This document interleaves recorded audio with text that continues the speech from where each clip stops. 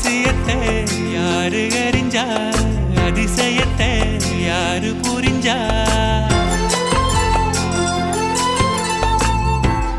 விதைக்கிற கைதானே மலர் பறிக்குது தினந்தோறும் மலர் தொடுக்க நாறு எடுத்து யார் தொடுத்தா மாலையாச்சு